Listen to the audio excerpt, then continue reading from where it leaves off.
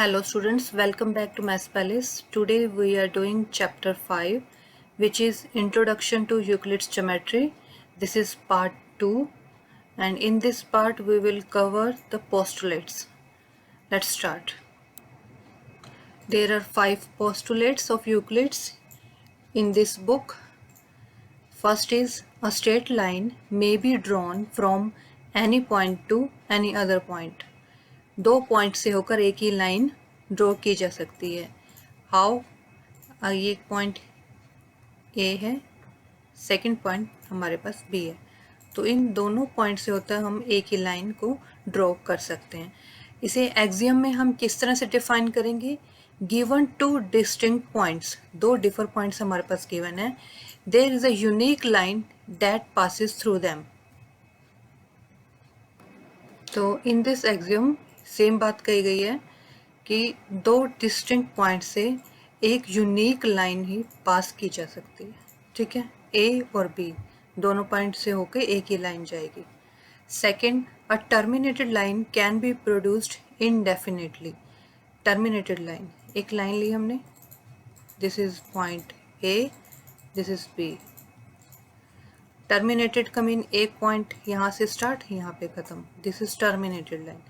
इसको हम क्या कर सकते हैं? Can be produced indefinitely. कैसे? इसको हम आगे बढ़ा सकते हैं, इंक्रीज कर सकते हैं, और ए को भी इधर से. ठीक है, तो इसे हम क्या कर सकते हैं? इंक्रीज कर सकते हैं ए को भी लेफ्ट साइड में, बी को राइट साइड में, एक टर्मिनेटेड लाइन को भी. तो ये क्या है? ये एक और पोस्टुलेट है कि टर्मिनेटेड लाइन को भी हम इंक्रीज कर सकते हैं. Third is a circle can be drawn with any centre and any radius. कोई भी रेडियस हो और कोई भी सेंटर हो, उससे हम एक सर्कल ड्रॉ कर सकते हैं. कैसे? जैसे कि ये सेंटर माना हमने, इसकी हमने 3 सेंटीमीटर एक रेडियस ले ली. This is point A, this is B. तो इसको अगर हम सेंटर मानते हैं और बी जितना इसको हम ओपन करते हैं, तो हम इससे एक सर्कल ड्रॉ कर सकते हैं. ए से अगर हम इसको रेडियस लेते हैं ए पॉइंट से होकर बी तक, जब आप इसको कंपास से करेंगे तो बिल्कुल एक्यूरेट बनेगा. तो यही कहा उसने, ज़रूरी नहीं है कि 3 सेंटीमीटर ही रेडियस लेंगे तो ये सर्कल, 4 सेंटीमीटर ले तो भी हमें एक सर्कल मिल जाएगा. उसके इतने 4 सेंटीमीटर हमने ली रेडियस. तो कोई भी सेंटर हो, कोई भी रेडियस हो, उनका यूज़ करके हम एक सर्कल ड्रॉ कर सकते हैं. ठीक है. Fourth, all right angles are equal to one another. इसका क्या मीनिंग है? राइट एंगल्स हमारे कितने डिग्री के होते हैं? 90 डिग्रीज के. तो इनसे हम कोई भी ड्रॉ करें, 90 डिग्री के राइट एंगल्स होते हैं.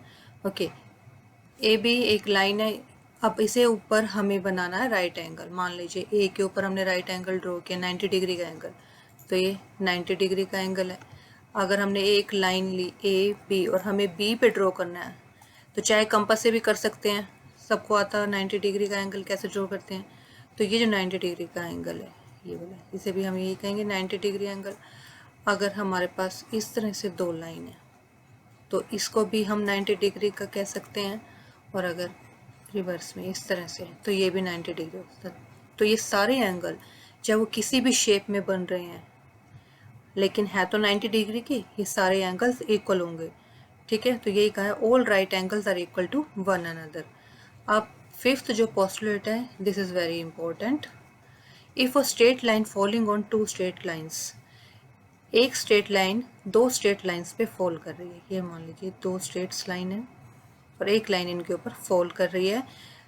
Makes the interior angles, interior का मतलब जिसके अंदर की तरफ दो एंगल्स बन रहे हैं, ऑन द सेम साइड, एक ही साइड में, this is angle 1, this is 2, it taken together less than 2 right angles. और अगर ये दोनों का sum less than 2 right angles है, मीन्स कि 90 प्लस 90 लेस देन 180.